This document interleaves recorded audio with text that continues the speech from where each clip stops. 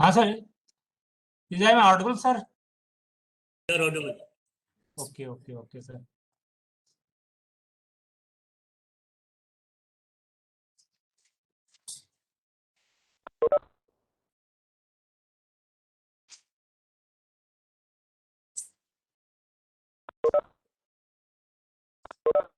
So may I request everybody to open their mic.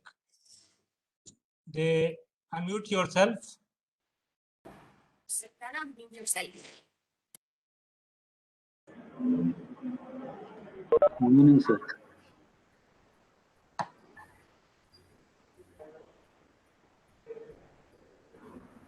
Good morning, everyone.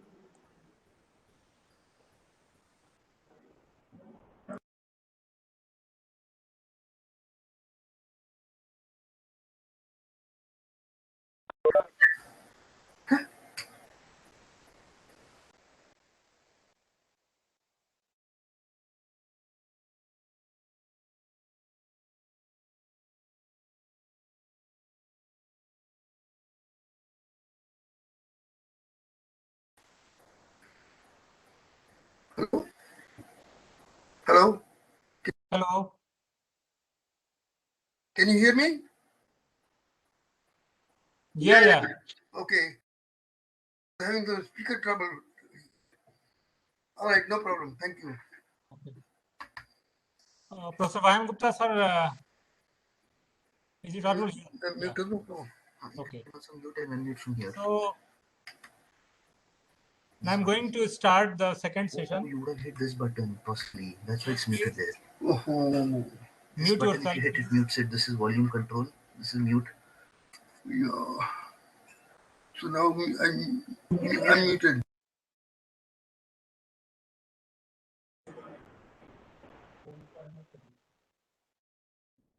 Okay.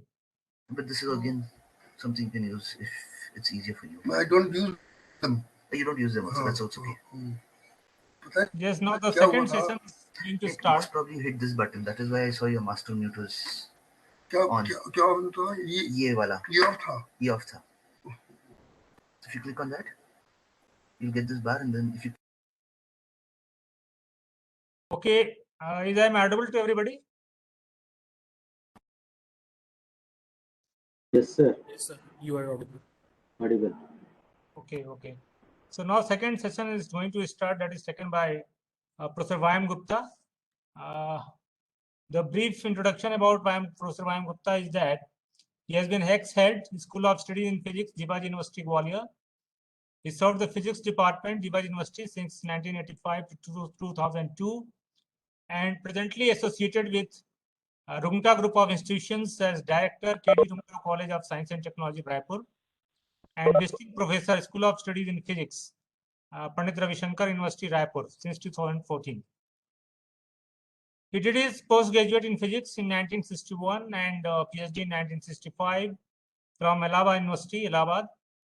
Worked as postdoctoral fellow from TIFR from 1966 to 1968 and has teaching positions at BHU Varanasi, Allahabad University, and Jivaji University. Teaching experience of graduate and postgraduate classes over a span of 35 years. Worked as an expert at Tribhuvan University, Kathmandu, Nepal for a period of 3 years from 1971 to 1974 under Indian Cooperation Mission, that is Ministry of External Affairs, Government of India. His research field of installation, that is theoretical physics, worked on problems related with particle physics, classical electrodynamics, system of low dimensionality, nanoscience, high temperature, superconductivity, and nuclear radiation therapy. Presently working on the problems related with Schrodinger equation and inverse square law, earned the copyright by developing Gupta equation, an extension of Schrodinger equation to incorporate process of measurement. More than 60 research publications in international journals and guided 18 students for their PhD work, and association with ITM University Gwalior as director and ABV Triple ITM as visiting professor. Large students have earned their MPhil and MTech under his supervision and associated with international research institutions like IC Bangalore, TIFR Bombay, Trieste Italy, CERN, Geneva, and like that. Copyright for Gupta inverse function and alternative of usual inverse function, Coulomb law is in process. That's a very important contribution and achievement by Professor Gupta. And he has been very sincere and very hardworking in the field of physics. And he's my guru, in fact. So thank you, sir. And now I request Professor Mayam Gupta to continue his lecture. That is quantum mechanics vis-a-vis quantum computing. Yes, Professor Mayam Gupta, sir. Okay. So mute is better then.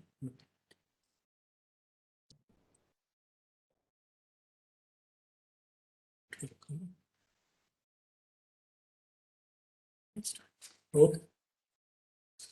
So good morning, everybody. Am I audible? Yes, sir. Morning, sir. You are audible, sir. Really grateful to my student who gave me an opportunity to have an extension with my young colleague who are working at different part of the country. It's really a matter of pleasure to talk about something which is still in the infancy stage.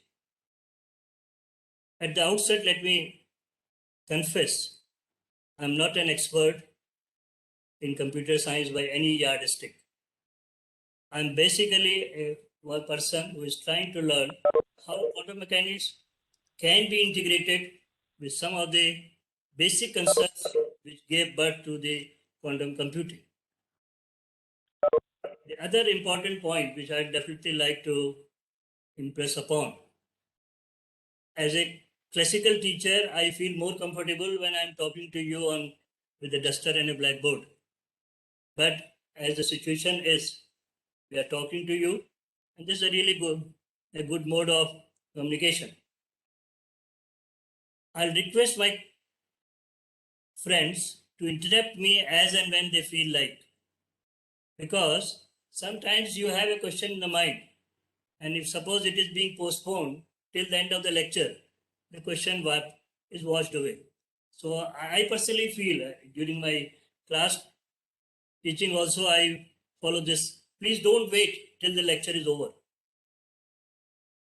And the last thing before I really start, because I am a student of physics, quantum mechanics has been my one of the favorite subject. So my lecture will be more loaded towards quantum mechanics rather than quantum computing. But that does not mean that I'll not try to see how the interface between quantum mechanics and quantum computing can be done. And the last word before I really start, quite often as a student, we wonder how quantum mechanics is related with something like computer. Because whenever you talk about quantum mechanics, you essentially talk about that you are talking about the systems like atoms, nucleus, or quarks. So how come a macroscopic system has a quantum mechanical behavior or as an interface? Quantum computing is not the only example. We have already witnessed two very interesting examples in physics. Ferromagnetics, that is also a quantum mechanical behavior. Superconductivity. So essentially it is not the size of the system which is responsible whether the system has to be dealt with quantum mechanical laws or classical laws. It is basically the quantum of action H, and which has really turned everything and almost given an entirely new way of learning physics. So with this introduction in mind, I proceed. And I have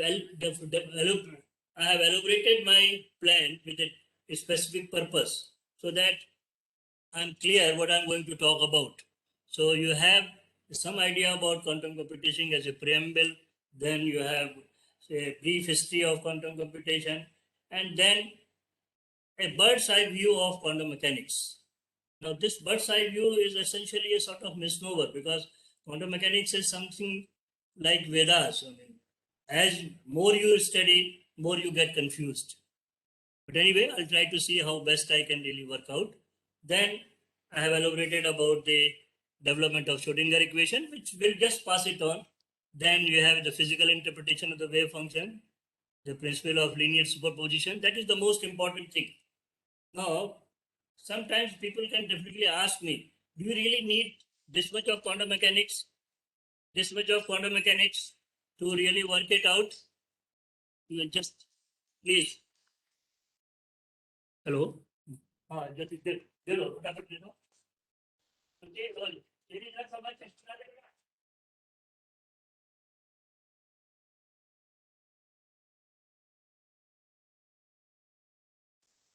extremely sorry with the interruption.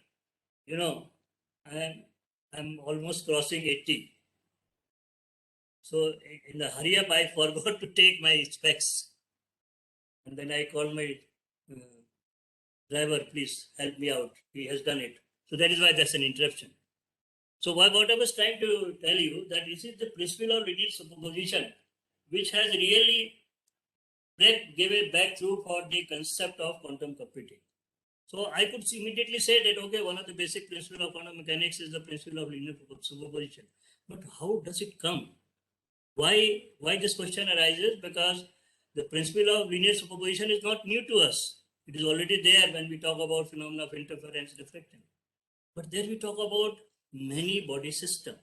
Here we are talking about principle of linear superposition for a single electron. How come a single electron can exist in a large number of states? That's anybody's query in the mind. So instead of just making a statement, I'll try to see that what are the basic fundamental principles which led to the concept of principle of linear superposition. Once you know it, then essentially the question came about quantum entanglement, and then we talk about there are few things about quantum entanglement, and my friends must be knowing about what we talk about Schrodinger cat, and then there are APR paradox, there are situations, and ultimately it has been put to practice through quantum teleportation. And the last thing, which is an additional, if the time permits, probably I'll work it out, a wonderful debate between Einstein and Bohr about the interpretation of quantum mechanics. Okay. So with this, my slides are clearly visible to you. Yes, sir, visible. Yes, sir. Visible. So I have purposely I have given a quotation. Science offers the boldest metaphysics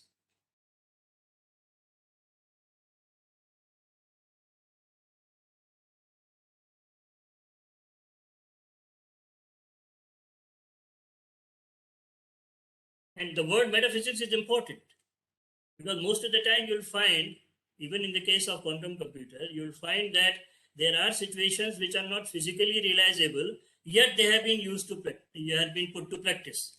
Science offers the boldest metaphysics of the age. It is thoroughly human construct, driven by the faith that if we dream, press to discover, explain, and dream again, thereby plunging repeatedly into new terrain, the world will somehow come clearer and will grasp the true strangeness of the universe, and the strangeness will prove to be connected and make sense. That's the most important thing. As a matter of fact, somebody can really wonder, in 20s we knew everything about the rules of quantum mechanics. Why did it take such a long time for the computer scientists to realize that there are some basic laws of quantum mechanics which can help us to develop an entirely new regime of computers? The guess is beyond somebody's imagination. And another important statement which I am giving is this information has become from physical, something which is measurable. And quantum mechanics is the science of measurement. So if in nutshell somebody wants to define quantum computation and quantum information is the study of the information processing task that can be accomplished using quantum mechanical systems. So in nutshell, that can be said. So how did it arise? So there are fundamental ideas of quantum computation and quantum information. The basic ideas about the quantum mechanics, the other is about quantum science, computer science, the other is of information theory, and the last is cryptography. So think yourself first as a physicist, then as a computer scientist, then as an information technologist, and lastly as a cryptographer. As a student of science, I'll definitely prefer to focus my attention to quantum mechanics and how does it get interface with computer science. But you can see it is really an interdisciplinary in its true sense. Now, how actually the concept of quantum computing took birth. So if you just see the development of science and technology, we had materials, we have forces, and we have energies. And we know how to actually exploit them in different ways. But by the end of the 20th century, something else was also added. And that something else was information. So that gave entirely a different dimension. So we have now materials, we have now forces, we have now energy and the information. And that really gave us that how computers can allow complex information processing to be performed beyond the scope of a human being. That's extremely important. Okay.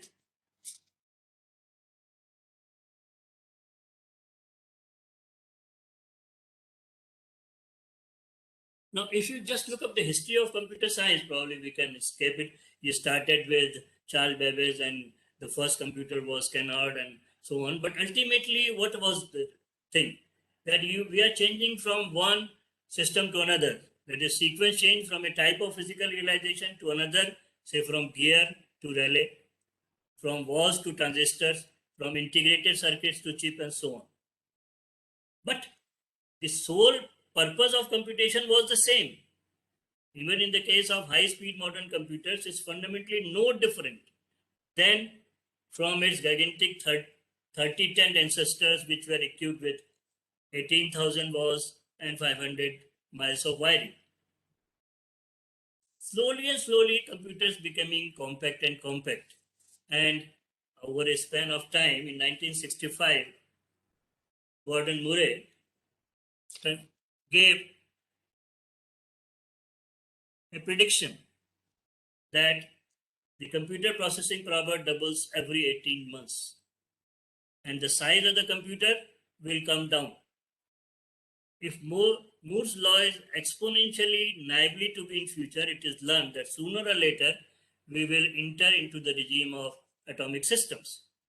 Now, if that is so, will the laws of classical physics will be abided by the computers the way we are learning it today? That was $1 million question, in which people pondered upon it and then try to see what best we can really do. This was essentially how we have gone from small scale integration to very, very large scale integration and so on. And if you just look up the brief history of computer, as I have already indicated, we knew everything about quantum mechanics till 1920. Say more precisely between 24 and 30, almost every rule of the quantum mechanics was known. But quantum mechanics was struggling by its own existence. There were a number of issues. There was a clear-cut way, a different way of interpretation of the quantum mechanics and so on. And the lively debate between Einstein and Bohr continued for quite some time. Yet the rules were very well known. But why did it take such a long time for the computer scientists to see that the day our size is going to reduce to a level of atomic system, probably the quantum mechanics is going to be one of the ways by which we can develop an entirely new regime. But anyway, this really happens. So if you just look up the brief history, it started with 1982 with Feynman trying to solve quantum mechanical problems with classical computers. And we know that because of the many-body systems, they are exponential in size, it would become almost impossible to find out a reasonable answer using classical computers. So that was one of the way gave birth to the things that, okay, there is something else is to be required, which can reduce the time and can give a viable solution. But actually the breakthrough take place in 1985 when Deutsch realized that Feynman assertion could eventually be led to a general. Feynman was confined only to solving the quantum mechanical problems. But after realizing the structure, the logic which Feynman is trying to use, this was the breakthrough that probably we can have a general purpose computer based on quantum mechanical, based on the quantum mechanical issues. Thus, a quantum computer could have capability for beyond those of any traditional classical computer, and the efforts were made. But as a matter of fact, it did not take any breakthrough except solving some mathematical problems. As a matter of fact, what people started realizing that if you start using quantum mechanical concepts, the classical computer can do things much more than what a quantum computer can provide you. Apart from the speed and apart from the compatibility. So if I, in nutshell, if I want to define what a quantum computer is, then I'll say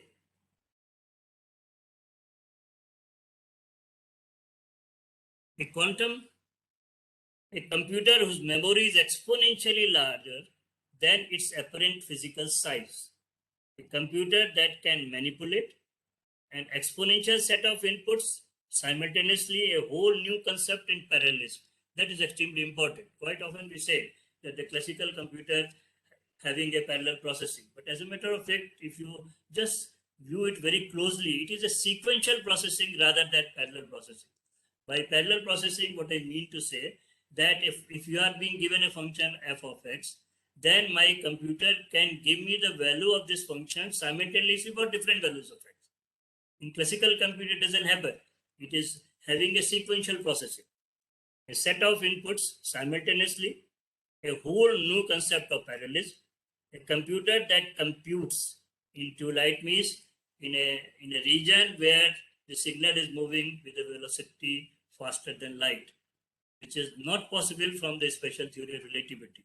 But how does it happen? I'll come to this issue when I'm going to talk about entanglement. Such a computer is called quantum computer. And the most interesting thing is that we have to employ only very simple and some physical principles of quantum mechanics. It's not that we are going to have field theory or we are going to have quantum chromodynamics and so on. Relatively few and simple concepts from quantum mechanics are needed to make quantum computers a possibility. This ability has been in learning to manipulate these concepts. That's the most important thing. So, before I really plunge upon the computer, it's important that what were those issues which were putting a sort of constraint on classical computing. The first issue was factorization of a large number. Now we know that. We have a very set algorithm for multiplication of large numbers, but we don't have a set algorithm for factorization of a large number. And that is the trial method you have to adopt it. But that trial method proved as a boon, because by the trial method, it will take very long time to factorize a very large number. And that gave birth to what we call RSA 129. Say, for example, if you just have 129 digit number, and if you want to successfully factorize using the algorithm, it can take, or people have estimated, it will take 1600 workstations spread over all over the world, and entire factorization took 18 months, 8 months. So what does it mean? It was a limitation of the classical computer, but that limitation proved as a boon for cryptographers. If you have a number, if you are going to have a large number of 1000 digit number, 10 to the power 1000, then almost it will take much more time than the age of the universe. The difficulty of factorizing large number is crucial. But this proved as a boon. It was a limitation of classical computer, but proved as a boon for cryptographers.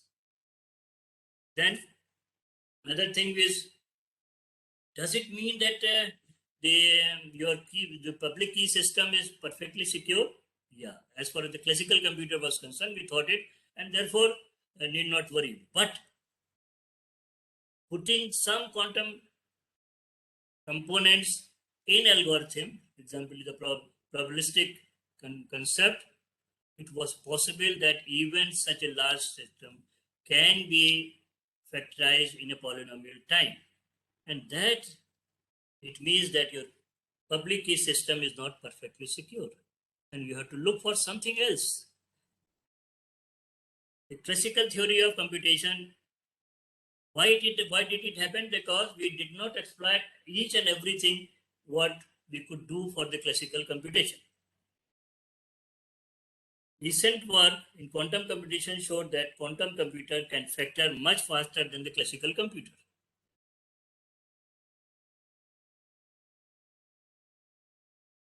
So, coming back to this, that factorizing of a large number was very difficult as far as the classical computer is concerned. That's what proved as a boon for cryptographers.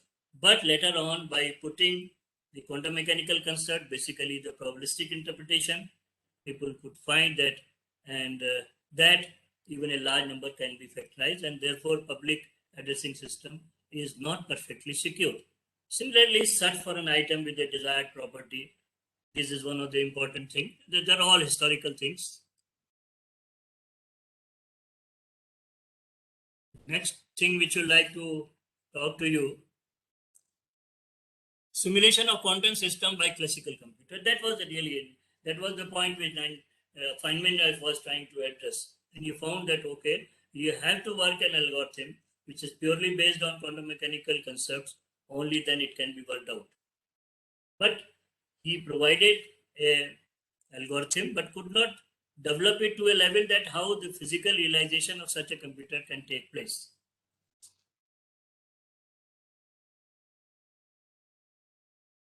In 1994, Peter showed that there is a possibility to put such type of computers into practice. And that really was a breakthrough for quantum computing, transformed from a mere academic curiosity directly to an integrated interest world over.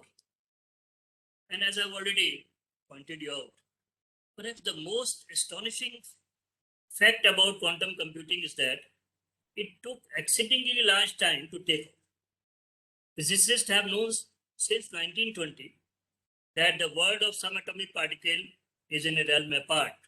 But it took computer scientists another half a century to begin wondering whether quantum propositions might be harnessed by computation. The answer was far beyond obvious. Okay, so with this background that there was a need for something different than classical computer, apart from increasing the speed, reducing the size, and reducing the radiation effects and all that. An entirely new concept was required because the material at the level the compactness of the computer was taking place obeys entirely different laws as what we have in classical physics. So I'll just hurriedly go through a few of the things because I personally feel before I really go through it, I'll just share where I found the difficulty. Most of us must have taught quantum mechanics or relativity. When we teach quantum mechanics, take any book. It starts with what are the limitations of the classical physics, starting from black body radiation and then going to the de Broglie hypothesis, phase velocity, group velocity, and all that. And suddenly on a third chapter, you'll find the development of Schrodinger equation. A curious mind will definitely bother. What happened to these two things which we are learning? What did we go through? What was the need of introducing phase velocity and group velocity? Similar situation you will arise in the case of special relativity. You start with the transformations, Galilean transformations, and then Michelson-Morley experiment, search for ether, and suddenly you go the Lorentz transformation. What has happened to Michelson-Morley experiment and all that? Where did it go? So this actually the patch, the gap, really gives really a situation of uncomfortableness. During this exposition to you, I'll try to see that it was really important. Okay.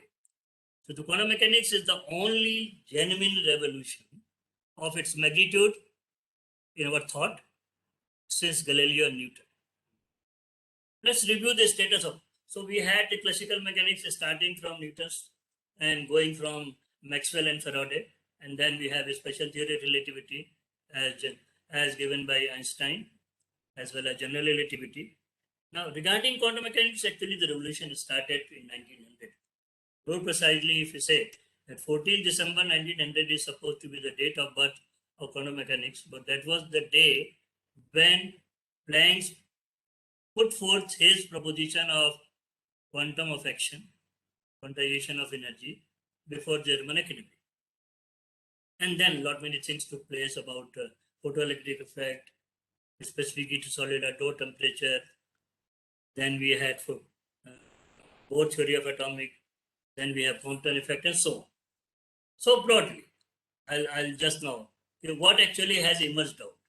Broadly speaking, if you just try to see that the whole universe can be categorized into two categories.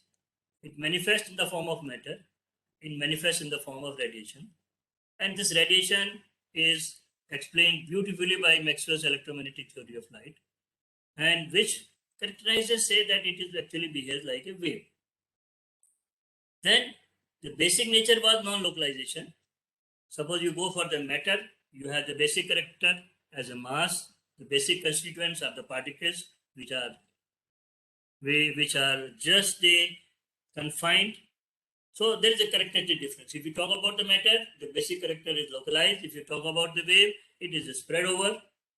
And basic theory is the classical theory based on Newton's laws. And then you have the proponents about kinetic theory of matter, thermodynamics, statistical mechanics, and everything.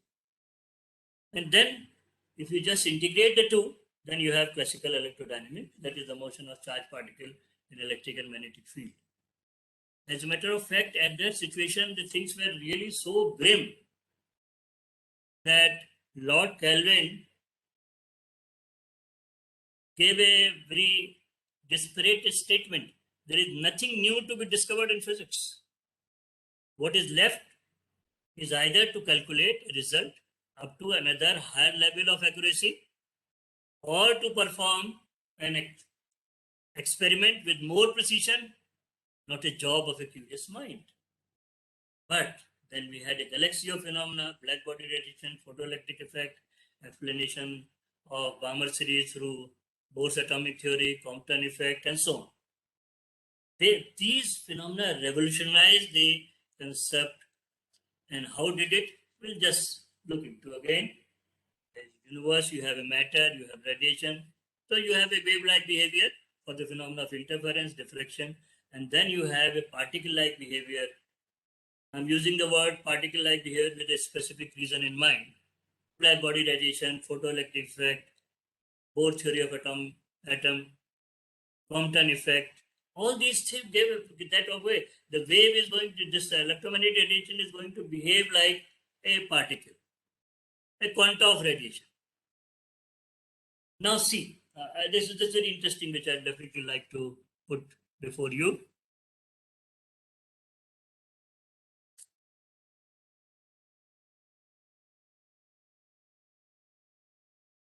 In 1905, Einstein discovered Einstein's theory of relativity, and the basic equation was equal to mc square, which gave that there is an equivalence between energy and mass. And now you have electromagnetic radiation, and you had the mass, and then watertight compartment before special theory of relativity. Afterwards, once you have equal to mc square, and if radiation has a wave behavior as well as a particle behavior, it would have been anybody's guess that if you want to have an equivalence between this radiation and mass, then this matter should also have a wave behavior. And as a matter of fact, if you just look into it, I personally feel that probably Einstein missed another Nobel Prize. He would have discovered de Broglie hypothesis that there is a wave associated with every particle. But it did not happen. Just a simple calculation, and you'll find that what was required on the part of Einstein, that this expression lambda is equal to H upon P for electromagnetic waves has to be extended for a material particle. That was. But it did not happen. And the nature gave birth to de Broglie. He said it, or there is a wave associated with every particle, which was experimentally observed by Davison Germer and later on Thomson. G.P. Thomson, the son of J.J. Thomson, also gave that, okay, it is not true for one particle, it is true for every particle. It is a very interesting point.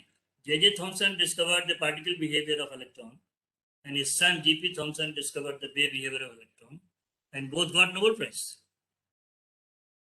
Thus the matter and radiation both have wave, and this is called wave particle duality. But what is it all about too? What does it mean? I mean, that has been the point of curiosity all over. And let me confess very honestly, even today there is a class of physicists who still feel that we have not been able to find the last word, what essentially wave particle duality means. But in spite of those limitations, we have been able to extract quite a good amount of things out of this wave particle duality. That is what probably the nature said that, okay, whatever you know is the complete rather than incomplete. To appreciate the puzzle, what it is all about too, we perform an experiment. I mean, in our college days, Young's double slit experiment, you have a source, a monochromatic source of light, you have two slits, and then a beautiful fringes you really get. Now, suppose I am using the same source for photoelectric effect, then it exhibits particle behavior, and the whole thing is expressed by half mv square is equal to h nu minus h nu 0. How does this lamp knows whether the lamp has to exhibit the wave behavior of radiation or particle behavior of radiation? There is no answer as far as the classical physics is concerned. Similar situation can be considered for matter. When you pass an electron through an electric and magnetic field, it exhibits a very beautiful particle behavior. But if the same electron passes through the crystal, it behaves like a wave behavior. The question is that how you can explain this duality. Does it mean that the electron has some sort of intelligence? Does it mean that it can smell out? Does it mean that it has some willpower? All these metaphysical questions are there. Yet, we have been able to find out some answer and put it to practice. You just examine closely the experiment of Young's double slit experiment and the experiment of the diffraction of electron by crystal. In the case of Young's double slit experiment, we have two slits so that we have two virtual monochromatic sources. Now, these days we don't need it. You have laser sources. But the purpose was that. And then you allow the radiation to go through freely and observe. This word freely means whenever we are not having an interaction with the radiation. In other words, whenever the apparatus does not interact with the radiation, it is going to have a wave behavior. But in the case of black body radiation, in the case of photoelectric effect, in the case of Compton effect, there is an interaction of the apparatus with the radiation. So probably this interaction is playing a very important role. It thus can be concluded that interaction of radiation with matter plays a crucial role for the dual behavior. Therefore, account of interaction of radiation with matter is a point of consideration. Now, in a similar way, the wave-like behavior of electron is crucially examined. When we say there is a wave associated with the particle, does it mean it has the same character as I am talking to you through electromagnetic waves or through sound waves or through thermal waves? Does it mean like that? Now, here comes the point. We just go to the pre-quantum mechanics date where the de Broglie hypothesis was given. Then we worked out that is the single wave associated with the particle. That we call the calculated phase velocity, relativistically as well as non-relativistically.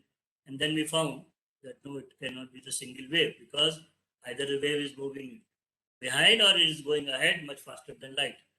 Both are not very practical situations. Then we found that there can be a group of wave associated with the particle. Yes. And we found that it is the group of wave associated with the particle which gives the concept of there is a wave associated with the particle, a group of waves. And this was this all that is where I got connected, that why this chapter of phase velocity and group velocity is important. Now let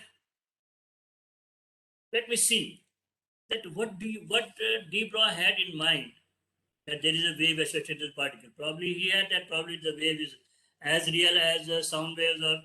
But if you just look up this thing, does it mean that this wave has been used as a paraphrase?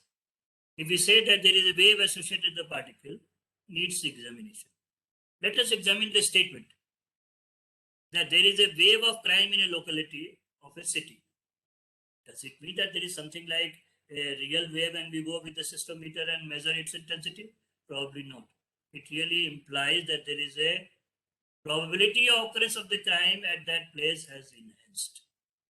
So this idea, after long deliberations and all that, Max Born gave that, okay, the wave which the de Broglie has associated with the particle is essentially the probability wave. So the de Broglie wave is actually the probability wave. It has nothing to do with the waves. Later on, assertion of the probability waves was found to be and gave birth to probabilistic interpretation of quantum mechanics, which is called Copenhagen interpretation. Okay. So, I mean, the development of quantum mechanics is something like a Bhanmati ka pitara. You take something from here, you take something from here, then put them together and try to develop some structure out of it. The next challenge was to quantify the aforementioned observation and to develop a mathematical formalism to understand duality in its complete context. So let me just, that from the duality of the radiation, we got that there is something, the interaction of the radiation with matter is extremely important. How this interaction has to account for. Here comes the Heisenberg uncertainty principle. To the best of my understanding and knowledge, I find this statement given in the book of Dirac is the best way of expressing Heisenberg uncertainty principle. There is a limit to the fineness over power of observation and smallness of the accompanying disturbance, a limit which is inherent in the nature of things and can never be surpassed by improved technique or increased skill on the part of the observer.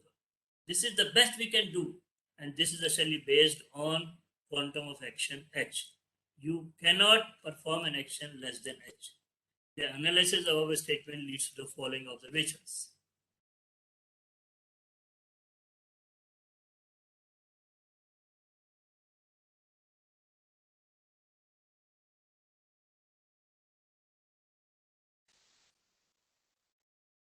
So there is a limit of unavoidable disturbance, and the disturbance is unavoidable. You cannot observe anything without disturbing the system, and you do not know how much disturbance you have created.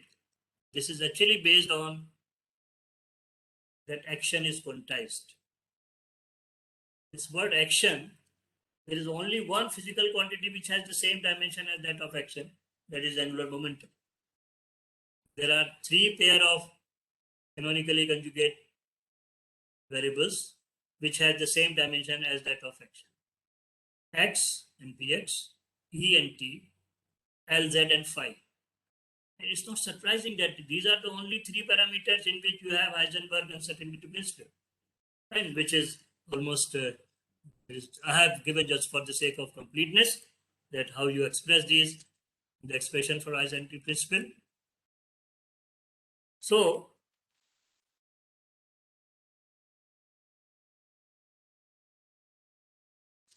if I just summarize, no physical system can be known better than as asserted by Heisenberg uncertainty, because disturbance created during the process of observation is unavoidable and uncontrollable. This unavoidability and uncontrollability is really based on that action is quantized. You cannot perform an action less than h. And that also gave birth to that quantization of energy. So the day we say that, okay, you can have an action less than h, and this quantization is almost similar to the quantization of charge, that you cannot transfer a charge less than the charge of an electron. Or if you go to the quantum chromodynamics, then you say 1/3 of the charge of electron, but still it is discrete. So that gave birth to this. Once you know that you cannot know the system precisely, this leads to the transition from determinism, which we have in the case of Newtonian mechanics, to indeterminism. That is, you can say that, okay, this is the possibility of the system to happen. From causality to causality, you do not know how much disturbance you have created. From exact to probability. So there are a number of quotations which I have just given for the sake of completeness, because still can't we do something better than this? And Einstein always worried upon that quantum mechanics can be a very good model, but it cannot be the last word. How come the nature plays dice? And that too by given rules. I mean, there were a few things which really bothered Einstein and reasonably bothered him. Now, work about the Schrodinger equation, and it's interesting just how the Schrodinger equation came into. Schrodinger was not directly working on the problems related with quantum mechanics. He was essentially a man of hydrodynamics. But in one of the seminar, he was giving an exposition about the de Broglie hypothesis. And one of the person from the audience asked, if there is a wave associated with the particle, there must be a wave equation also. And Debye, the man who gave about the specific heats and all that, he asked a very interesting question. How is the wave going to react when external force is applied? At that time, Schrodinger had no answer to it. But he took both the questions to his heart, and working very hard on these questions, he came and gave birth to Schrodinger equation. And time-dependent Schrodinger equation. Let me tell you very clearly, at that time, Schrodinger had no idea that whether physically observable things are going to be presented by a matrix or a operator. But just by pondering upon, there has to be an equation like this. And if you really look up the history, it did not start with the non-relativistic. He started with the relativistic equation, E square is equal to P square, C square plus M naught square, C to the power 4. But then he found that the things are not as he wanted to be. The probability was coming to be negative or sometimes positive also here. So he came back to the non-relativistic case and gave it. Let me make this point very clear. Schrodinger equation is an equation itself. It cannot be derived from another fundamental law. Exactly the way we have Newton's equation of motion. F is equal to ma. Then we have a simple case. If your potential is not dependent upon time, you have a time-dependent Schrodinger equation. But the important point was that how you are going to interpret this wave function physically. What does it mean? That was the real problem. That you are going to have something which is still not very clear. In view of the wave particle duality, the wave function psi associated with Schrodinger equation cannot correspond to a real wave. That's one thing. In order to come out of dualism, particle duality, and to provide unambiguous interpretation, Bohr introduced the principle of complementarity. He said, okay, there is a particle behavior, there is a wave behavior, and they complement each other. Because these two behaviors do not exhibit at the same time, they exhibit different times. So they supplement each other. And then Heisenberg was working on the problems that how the interaction with the matter can be accounted so that you have the explanation for the wave and particle behavior of radiation. So, but both the particle behavior as well as wave behavior both are necessary for explaining the phenomenon. Now, there was a real debate between Bohr and Heisenberg about their physical interpretation. Heisenberg's interpretation was based on uncertainty principle. Bohr's interpretation was based on principle of complementarity. And the interpretation is named after the capital of Denmark because that is where Heisenberg and Bohr did their seminal work together in 1927. when Heisenberg moved to Copenhagen and Bohr had many heated exchange about the nature of wave-particle duality. And then both of them got exhausted. Bohr went for the leave, but then he came back again. The discussion started continuing. It's a very interesting piece of historical importance. As a matter of fact, Pauli was summoned to Copenhagen to mediate between them, and that gave birth to Copenhagen interpretation of quantum mechanics. The result was a compromise view that Heisenberg referred to, the Copenhagen spirit, which eventually came out as the Copenhagen interpretation. The gist of Copenhagen interpretation is the following: that for every physical system, you have a wave function. Now, I'll put it that most of the books use the word wave function, but it's essentially the most correct word which has been used by Dirac is the state vector. Okay, we will not go into that mathematical, then it should be a state function. And the statistical interpretation of this was given, for the radiation was given by Einstein in 1970. So there were certain things around, and Max Born gave the probabilistic interpretation for the wave associated with the particle in 1927. So accordingly, for every quantum mechanical system, there is a function called a state function associated for every system. Quantum mechanically, it will be more prominent in the sense that, because now that is another question which quite often is being asked. How do I know that whether the system is going to be described by quantum mechanically or classically? It is the H which decides. And what is H is X, Px, Et or Z5. One is for the linear equation, other is the angular, and the third is time dependent. So whenever for a given system, the product is very large as compared to H, for all practical purpose, the classical laws will valid. But when it becomes comparable with H, then the quantum mechanical laws are important. So you define for psi, and psi can be obtained through solving the Schrodinger equation for a given system. But psi is not measurable. Now, that is something which really bothered Einstein throughout his life. What is measurable is a psi star psi. Now, we had an idea about probability from statistical mechanics, but the laws of probability in statistical mechanics given by Laplace are very neat. Here we said, okay, you don't calculate probability straight away. You calculate the state function through Schrodinger equation and then find out the probability of a given system. Now, how? Here is the strange character of quantum mechanics. Psi is calculable but not measurable. There was a real comment from Einstein that the Lord should play dice. All right. But that he should gamble according to definite rule, that is beyond me. To which Bohr humbly replied, we must prepare for the necessity of an ever-extending abstraction from the customary demands for a directly visible description of nature. Above all, we may expect new surprises in the domain where the quantum theory meets with the theory of relativity and where unsolved difficulties still stand. It is important to point out that the probabilistic interpretation of psi is not derivable. It is a principle in itself. Now comes the very, very important point.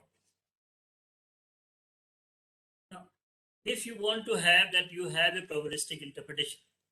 Now, the probability directly related with you have a large number of systems. Here you are talking about the probability for a given electron. How come an electron can be found in a number of states? And here comes a very important proposition, what we call principle of linear superposition for a quantum state. That a state function can be expanded in terms of a complete set, which are co-states, and they are called the eigenstates. And this is something which is very, very abstract. How come an electron can be found in a large number of states? Now, just for the sake of making the things more lively, all of you are comfortable with Hindi? May I switch for Hindi for another 2-3 minutes? Yes, sir. Okay आजकल जो समय चल रहा है वो भागवत की कथाओं का चल रहा है। भागवत की कथा में एक बहुत सुंदर विवरण है कि कृष्ण ने गोपियों 16,000 गोपियों के साथ एक साथ नृत्य किया। Now this 16,000 is just a number. तो भाई वो कहाँ वृंदावन में था, इतनी सी जगह, छोटी जगह थी. It could be any number. What does that mean? It does not mean that Krishna knew about the principle of linear subvolution. It essentially means that there is always a possibility for a system to exist in different number of states. A simple example can be there can be number of passages from I can follow in going from A to B. So this combination of these passages will form a principle of linear superposition. Now, which passage I am going to follow, किस गोपी से कृष्ण नृत्य कर रहे थे, वो तभी पता चलेगा जबकि कोई आदमी ऑब्जर्व करेगा। उसके पाए जाने की संभावना क्या होगी? That संभावना is given by the expansion coefficients. So I mean just for the sake of it does not mean, please, that Krishna knew about principle of linear superposition. It essentially means that there are few concepts which are already there. So this is what it is. That if a measurement is made, the system is thrown into one of its eigenstate, and what will be the probability that it will be thrown in that eigenstate is given by the expansion coefficient modulus Cn square. Now there comes the real problem, which is still a lively problem. It essentially means collapse of the wave function instantaneously. Something moving with a velocity faster than light, disobeying Einstein proposition that no signal can move with a velocity faster than light. What do you mean by this collapse of the wave function? Is still a problem, not getting the final answer till date, but it is very lively. Here comes another dimension which Wigner has pointed out. There is something like what we call consciousness in the system. If the time permits, probably I can dwell upon this things a little later. Okay. So, what does it mean that how little we know about quantum mechanics, yet how exceedingly well it has provided us the answer to so many things. Today we look up the whole technology. It is really based on equal to h nu. This h has created the whole history. And quantum computation and quantum information theory are going to add a new feather to the swing. Now, this is where I'm going to have a interface with this principle of linear superposition is the base for providing something different than bit, what we call qubit. So, suppose in case of classical computers, we have a bit. Bit means there are two states, on states and off state, which we represent as 0 and 1. But as a consequence of principle of linear superposition, in quantum computers, we have another state also, which is a linear combination of 0 and 1. Neither it is off, neither it is on. And this linear combination can be represented as alpha times 0 plus beta times 1, where alpha and beta are complex numbers with the proposition that alpha square plus beta square is equal to 1. It is this property that distinguishes qubit from bit. In bit, we have only two states for a single bit, 0 and 1. Here you have 0 and 1 as well as a linear combination of 0 and 1.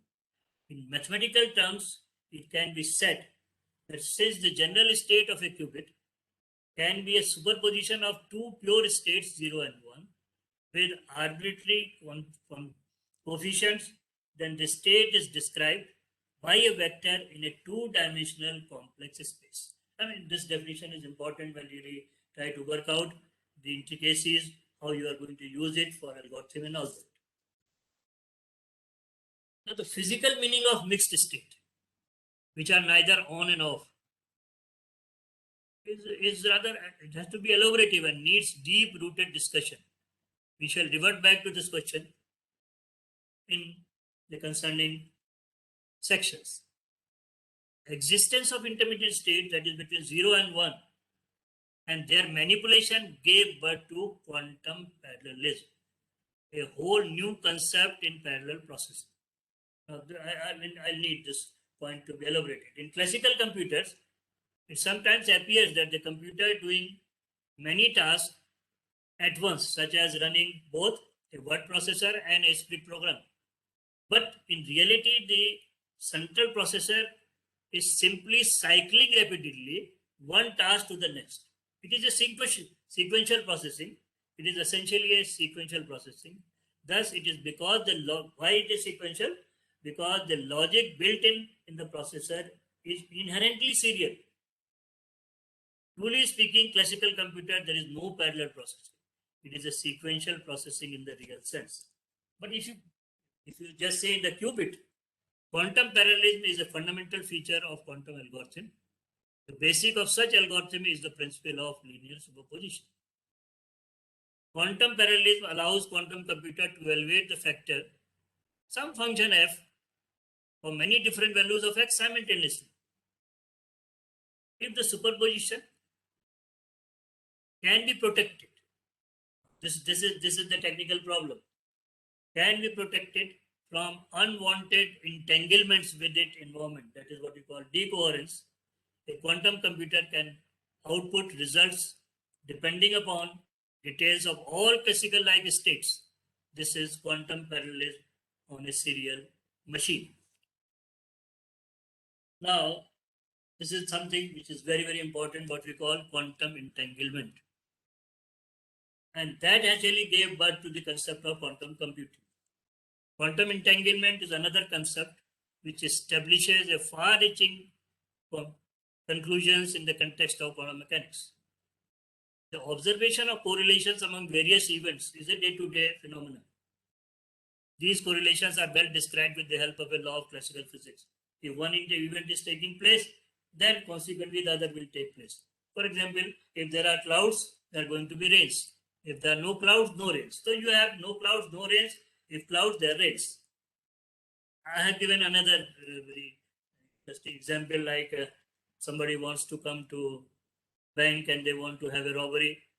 They really want to, if they fire a gun, if somebody is dead, it means the gun is fired. If nobody is dead, then the gun is not fired. So there is a direct correlation between the state of gun and a state of teller. Gun not fired means teller alive, and gun fired means teller is dead. Now, actually, the things gonna stop here.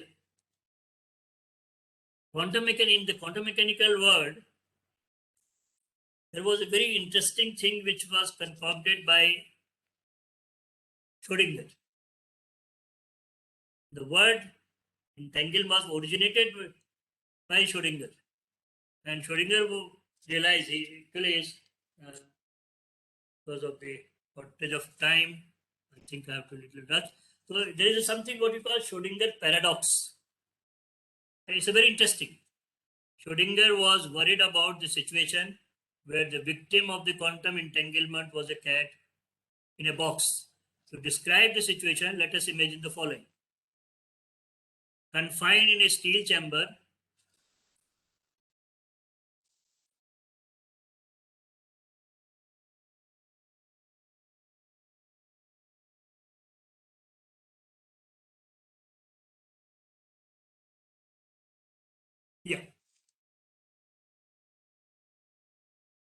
confined in a steel chamber is a Geiger counter prepared with a tiny amount of radioactive uranium. So small that in the next hour, it is just a probable to expect that one atomic decay is done, as an amplified relay provides that the first atomic decay shatters a small bottle of cyanide. This, and cruelly a cat is also trapped in the steel chamber. According to the wave function of the total system, after an hour, the lively and the dead cat are smeared out in an equal measure. I mean, just see the picture. Yeah. So this is the cat. And it's a is alive, as well as what essentially means that to begin with, cat is alive. When it has consumed the cyanide, it is dead. But only alive and dead when I open the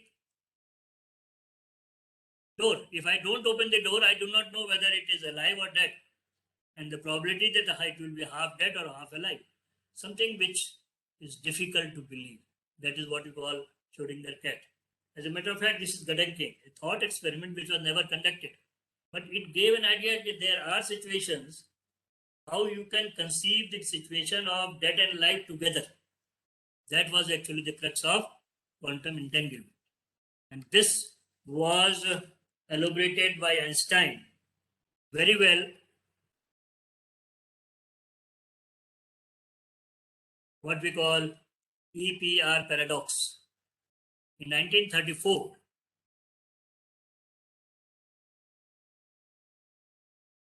Einstein, Russell and Rosen, 1935, actually they really put the entanglement state of Schrödinger into a thought process. He said, okay, let us consider helium. Now, helium in the ground state has 2 electrons in s orbit, and its quantum numbers are n is equal to 1, s is equal to half, sz is plus half or minus half. And because the Pauli exclusion principle, the plus half and minus half has to be opposite to each other, so they are antiparallel, they form an entangled state. Now, I provide sufficient energy to helium so that these 2 electrons are separated at rest. I just provide the energy equal to the binding energy of helium. And then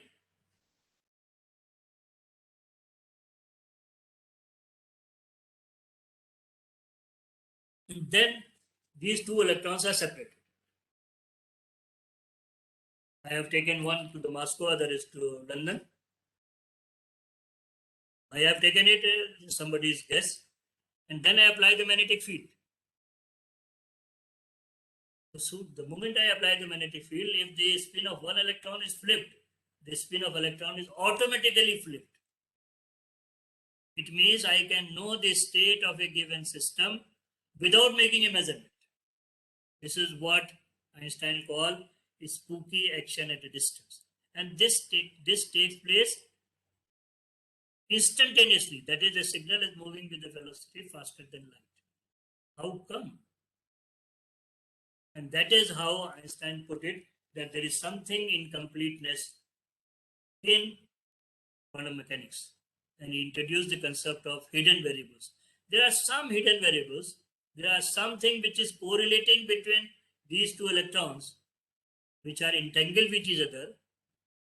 How far they can be separated out? If I do something on one electron, it automatically sees that there is something happened to the second electron without making a measurement.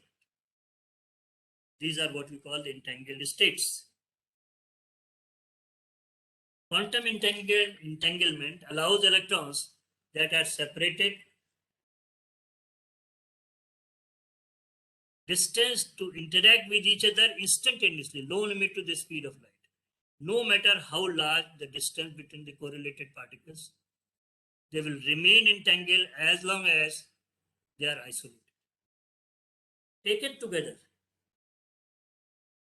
quantum superposition and entangled created an enormous enhancement of the computer power. If you are able to control these entangled states, then probably it can create an entirely new regime of information. Actually, entanglement is a unique quantum mechanical resource that plays a key role in the application of quantum computation and quantum information. Somebody has said very rightly, entanglement is iron to the classical world's bronze age. As a matter of fact, entanglement has emerged out as a fundamental resource of nature of comparable importance to energy, information, entropy, or any other fundamental source. Now let me just repeat. The concept of entanglement came when there are certain states which can communicate with each other with a speed faster than light. Those states which are unphysical has been very beautifully utilized to provide information from one point to another.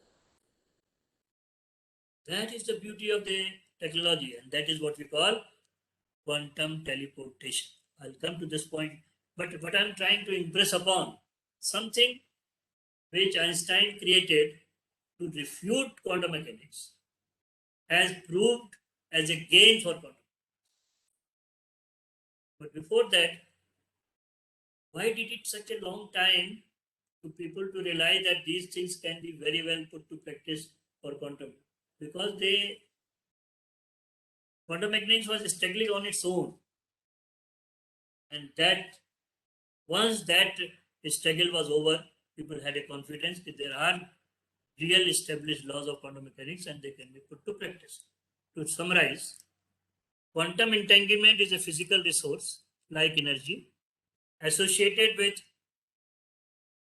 peculiar non-classical correlation that are possible between separated quantum systems and separated limitlessly. Entanglement can be measured, transformed, and purified. A pair of quantum states in an entangled state can be used as a quantum information channel to perform computational and cryptographic tasks that are impossible for a classical system. It is the quantum entanglement which has structured the information. It is because of the quantum entanglement that information has become physical. You can really measure it. Now, before I really go to the teleportation,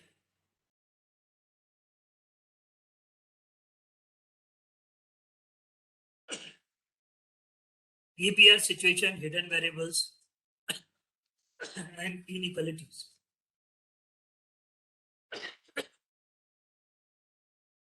Now, the matter of fact, Bell took the things of hidden variable very seriously. And he created a situation. Is it possible that the concept of hidden variable as proposed by Einstein, and which was afterwards taken by Bohm as a real theory, could be put to practice, could be put to test? And that is where he designed, there has to be certain correlations among certain physical variables. The interesting point is that Einstein did not specify what these hidden variables are. There is something which is correlating between these two electrons. Otherwise, if you flip the spin of one electron, how the spin of other electron can be flipped? And it is because of the consequences of angular momentum. But how this information is passing through has to be some correlation. That correlation is through something which we call hidden variable. So, EPR correlations predicted by quantum mechanics are so strong that one can hardly avoid the conclusion that quantum mechanics should be completed by sub-supplementary parameters which are called hidden variables. In fact, these two perfectly convincing and contributing results, there is only one way out. Let us see how does the nature work? And that is how this is again a textbook material. I may not go through it. Till the end of 1970, there was no experimental result to answer this question. The contradiction discovered by Bell in EPR paper is so subtle that it appears only in a very peculiar situation that had to be investigated, and it requires a desired and built specific experiment. So you have a specific experiment that was really conducted in 1917 by Aspect, and they proved that the assertions given by hidden variable theory are not in tune with the experimental information. Certain experiments were designed that how the photons are correlated, and the correlated coefficient was found. According to the hidden variable theory, the correlation value can be from -2 to +2. I'm not going into detail because these are not very directly required for our understanding, but the details I have already given.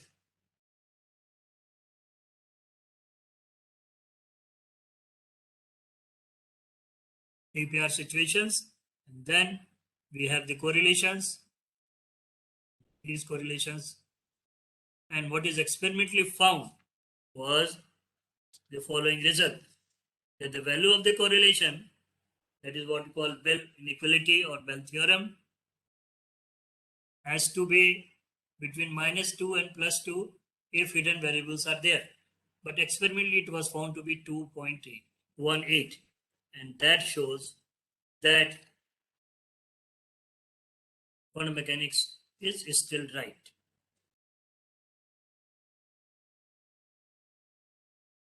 So with this was the situation in 1970. Now people started believing that whatever may be the situation at a philosophical level, quantum mechanics has a established background, and there are reasons to believe that we can try to imply the concept of quantum mechanics for a system like quantum system. So there comes the quantum teleportation. It is the quantum teleportation which gave pathway to develop the discipline of quantum computing in its practical way. Teleportation, by which an object or a person, while physically remains present at one place, is made to appear as a perfect replica somewhere else. And the most celebrated example is your fax machine. Is the simplest example of teleportation.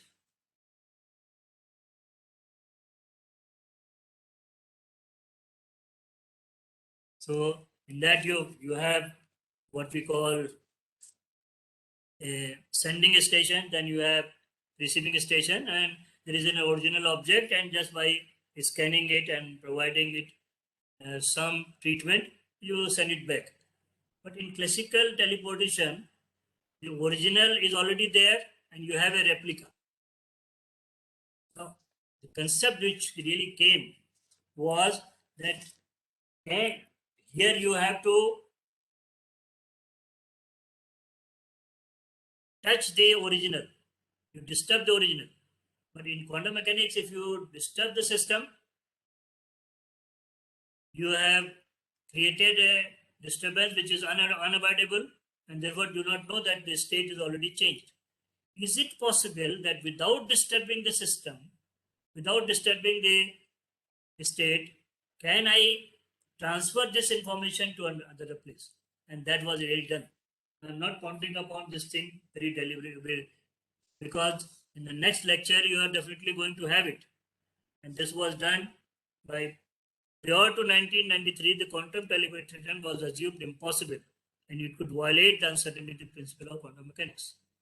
As a matter of fact, in a TV serial, when actually TV really started, in a Star Trek, this concept was introduced: beam up, beam down. This word teleportation really came from there. In 1993, Charles Bennett with his group suggested a remarkable procedure for teleporting quantum state using EPR states. These EPR states are also called entangled states.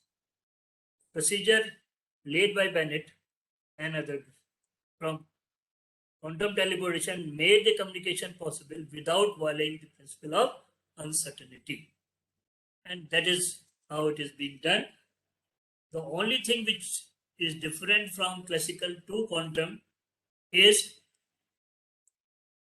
that in classical, the original remains as it is. You just have a replica at the receiving station. In quantum, you destroy the original and you don't have a replica. You have the original as it is at the second place without making a measurement on the system. So you have a sending station, original object A is physically present at location P. A is scanned, as processed.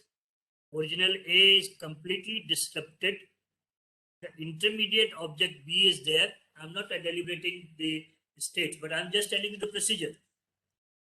Then you use entangled pair of B and C. This entangled pair is used to transport the information from the sending station to the receiving station without making a measurement on the sending station. And because measurement of the sending station, that is, I'm not disturbing it, and before it, and it goes, and there is no violation of principle of relativity. then I'm able to get the original at the next place. Just to, in the process, part of information of the original object is scanned out. The unscanned part of the information of APR states into another object is the object C was never in contact with the original object A. That is important. I'm not disturbing the object A. The intermediary object or the delivery vehicle B is conveyed the unscanned part of the information from A to C. It is now possible to apply the treatment to C to make it as before. A was disrupted by the scanning process, so a real transformation is achieved to C rather than replica. So, in nutshell, starting with the need for quantum computers and using the basic concepts of quantum mechanics, basically the principle of linear superposition, which emerged out because of the Heisenberg uncertainty principle.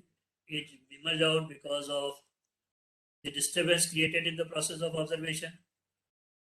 That the principle of, and this principle of linear superposition is the crux of the base of quantum computer, because this is the only thing which provides the states other than 0 and 1, and which was proposed by Einstein to refute quantum mechanics. But fortunately, it has come in favor of quantum mechanics. So if I summarize what I have been talking to you,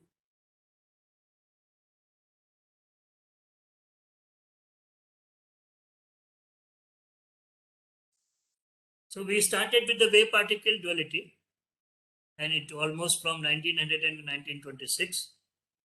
And then there were two ways to learn it: Heisenberg uncertainty principle, interaction of an object with an apparatus, unavoidable and uncontrollable, and Bohr's principle of complementarity. Dual behavior of matter as well as of radiation supplement each other. With these two concepts, the birth of probabilistic function took place. It is a statistical interpretation, and this gave birth to Schrödinger formalism or Heisenberg formalism, depending upon whether the physical objects are going to be represented by linear Hermitian operator or by square Hermitian matrix. Now, this statistical interpretation of quantum mechanics led to the principle of linear superposition. This is extremely important. There is no law which can tell you how does it come out. It was purely on the basis of concepts that this is the only way that you can give a probabilistic interpretation of a single object quantum mechanically. And then this linear superposition gave birth to entangled states. Some humorous thing like Schrödinger cat, then EPR paradox. Then we have concept of spooky action at a distance, hidden variables, and ultimately the Bell inequality and Bell theorem, which settled the dust. There is nothing like hidden variables. There is nothing like a hidden correlation. It is a fact of life. It is there. Then development of entangled states as a physical resource. Now let me make my point very clear. When I say the principle of linear superposition, all these principle of linear superposition states may not be entangled. There has to be certain constraints that okay, these two states will work as entangled states, and there are mathematical relation for that. And then once I have the entangled states, then there is a process of quantum teleportation, use of entangled states as a source of communication. The rest are details for the development of technique for quantum computation and quantum information theory. That does not mean that those states are unimportant. But as far as the concept is concerned, if I know how to well with quantum entangled states. I know a set prescription for quantum teleportation. Now, there are issues for future outlook. The issues, interaction of radiation or interaction of matter with mind. I told you something like collapse of the wave function.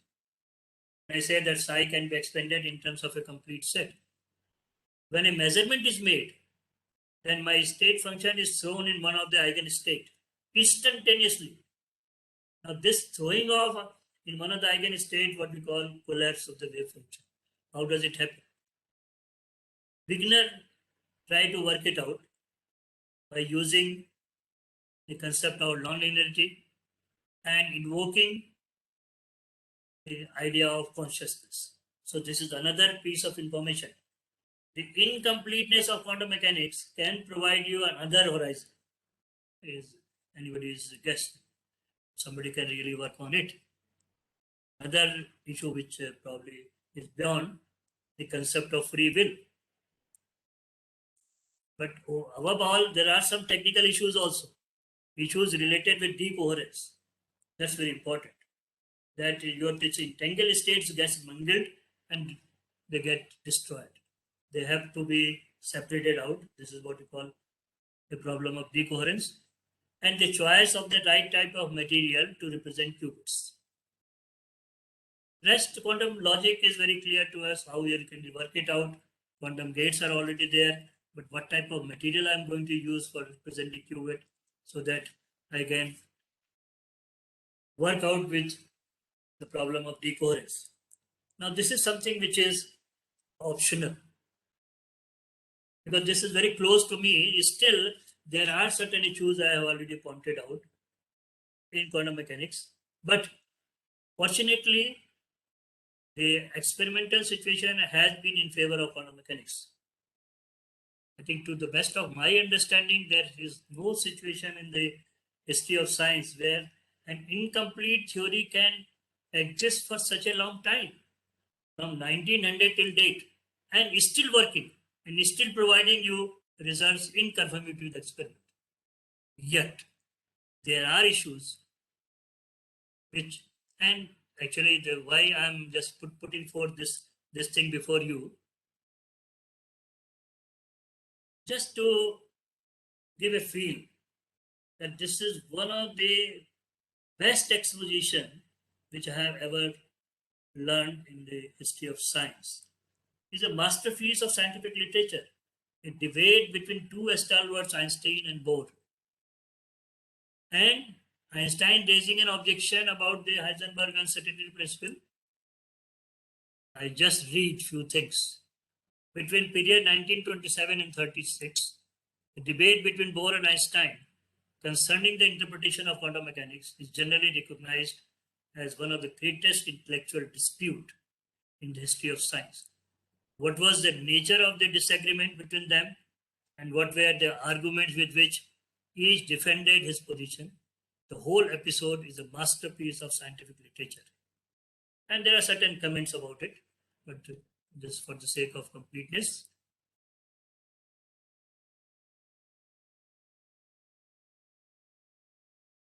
And the most important,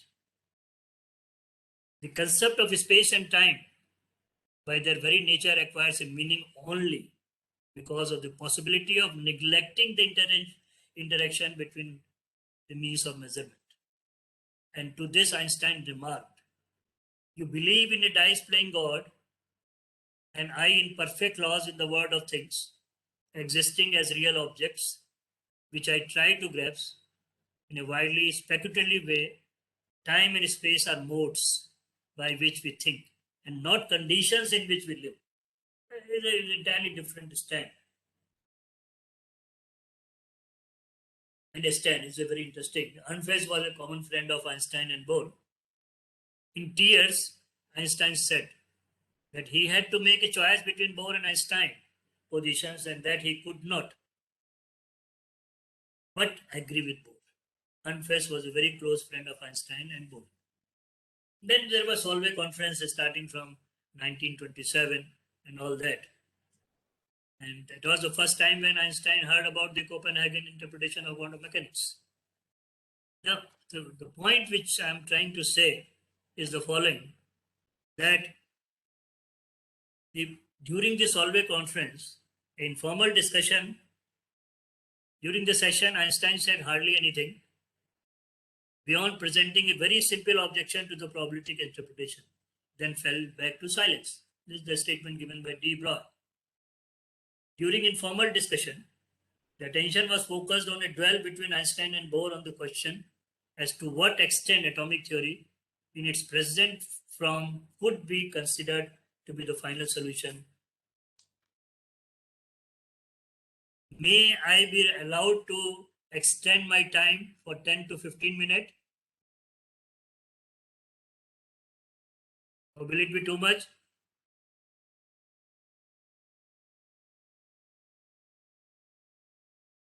Yes, sir. I think we can go for 10 minutes. Okay. So all the participants were staying in the same hotel. All generally met in the breakfast. Einstein began to describe a Gedanken, a thought experiment which can be conducted in principle, in which he thought the inner contradiction of Copenhagen interpretation were practically clearly visible. Einstein and Bohr and Heisenberg think he is raising the objection and he is also trying to refute himself. So Einstein, Bohr and Heisenberg walked together from hotel to the Congress building. Heisenberg listened to the lively discussion between Bohr and Einstein, whose philosophical attitudes were so different. From time to time, Heisenberg added a remark on the structure of the mathematical formulas. During the meeting, and particularly in pauses, the young group, mostly Pauli and Heisenberg, tried to analyze Einstein experiment. At length, time discussion continued between Bohr and others from Copenhagen. It was in 1930, again the Solvay conference, Einstein resumed his attack.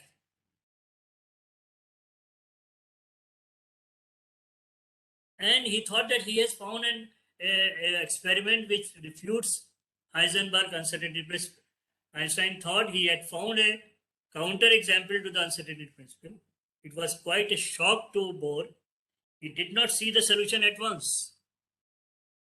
Now, this description given by Rosenfeld is very, very interesting.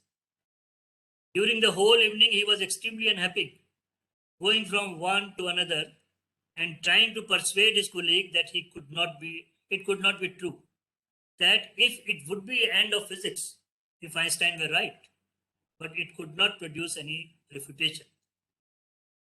I'm quoting Rosenberg.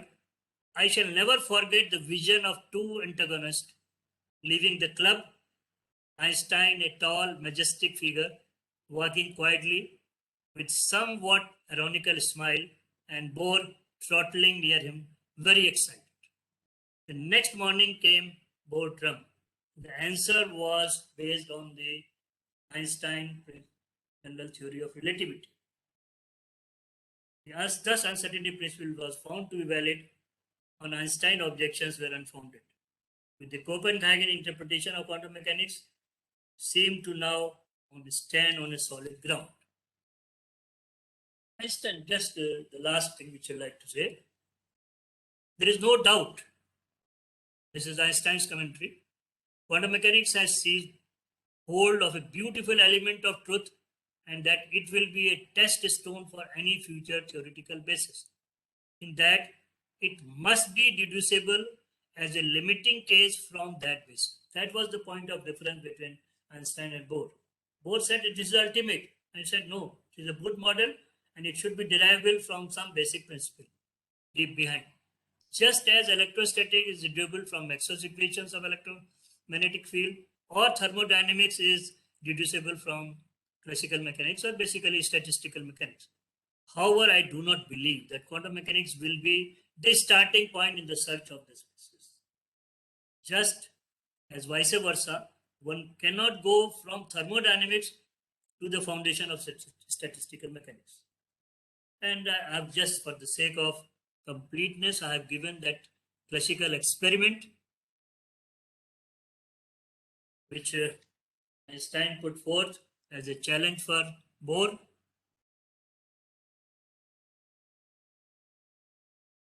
Just that you can weigh them, how much energy has and at what time. And ultimately, when general theory of relativity was applied, Heisenberg uncertainty principle came to existence. So, in nutshell, consequently, the use of the apparatus as a means of accurately measuring the energy of the photon will prevent us from controlling the movement of the scale. Good. The last comment, Unfest, a common friend of Bohr and Einstein, said to Einstein, "I'm ashamed of you, Einstein. You put yourself here just in the same position as your opponents in their futile attempts to refute your own theory of relativity." Anyway, so this really a point of attitude. In conclusion, just something which I really very much admire. We know very little, yet it is astonishing that we know so much, and still more astonishing that there are so little knowledge can give us so much power. And what? Research, research, and research. How we define it? Study what everybody has studied. Experiment what everybody has experimented. Investigate what everybody has investigated. But think what nobody has thought. And the guidance for future endeavor, very beautifully given by Dirac. It should be precise, it should be elegant, and it should be beautiful. Very rightly said in Indian mythology. Satyam, Shivam, and Sundaram. Thank you very much. I'm really thankful for your kind attention.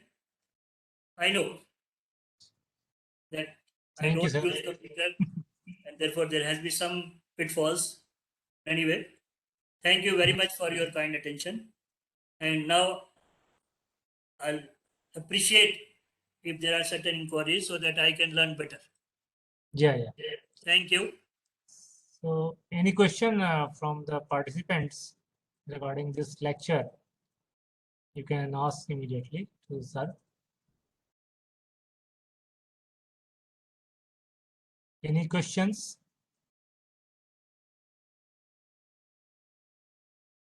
That shows that probably I have not make sense out anyway. I mean, there are few things which requires rethinking and all that. But nevertheless, it was Okay. for me. It was really enjoyable. Yeah. So thank you very much, sir, for your this very beautiful lecture, and which relates quantum mechanics with that of the quantum computing, how they are going to be correlated, and what is the importance of quantum mechanics with respect to quantum computing. So I think our participants and all other audience have were greatly benefited with this lecture. I would have loved if some of my friends would have really asked some questions. They're already tired because they had a 1.5 session in the morning, then another 1.5 session now. Anyway. Okay. Thank you, Pankaj. Thank you, sir. Thank you very much, sir. Thank you very much. So now this is the time for lunch break up to 1 to 2 p.m. And then we will again meet at 1:55 for the next lecture. That is from Professor Anil Kumar, IC Bangalore, and the title is Quantum Information Processing by NMR. So thank you very much, and meet we again at 1:50 p.m. Thank you, sir. Leave, sir. You can leave it. Thank you, Pankaj. Okay, sir. Thank you.